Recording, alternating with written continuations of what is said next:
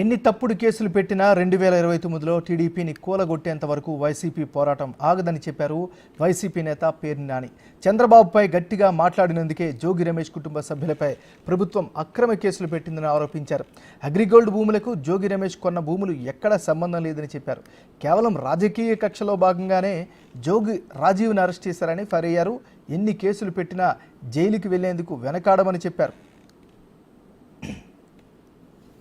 జోగి రమేష్ని రాజకీయంగా ఎదుర్కొనలేక రాజకీయంగా నన్ను తిట్టాడు కాబట్టి, నన్ను ఎదిరించాడు కాబట్టి, నేను జగన్మోహన్ రెడ్డి గారిని తిడితే నా మీద తిరుగుబాటుగా మళ్ళీ నా మీద మాట్లాడాడు, విమర్శించాడు అనేటువంటి కక్ష కడుపులో పెట్టుకుని రమేష్ని ఏమీ చేయలేక మానసికంగా వేధించడం కోసం జోగి రమేష్ గారి కొడుకు మీద ఈ రకమైనటువంటి వాళ్ళ బాబాయ్ మీద అక్రమ కేసులు పెట్టి చంద్రబాబు నాయుడు గారికి ఒకటే చెప్తున్నాం, నీ ఇష్టం రాష్ట్రంలో ఉన్నటువంటి 175 నియోజకవర్గాల్లో ఉన్నటువంటి వైఎస్ఆర్ పార్టీకి సంబంధించినటువంటి అందరినీ కూడా లోపలేసుకో, నీ మీద పోరాటం చేసేది ఖాయం.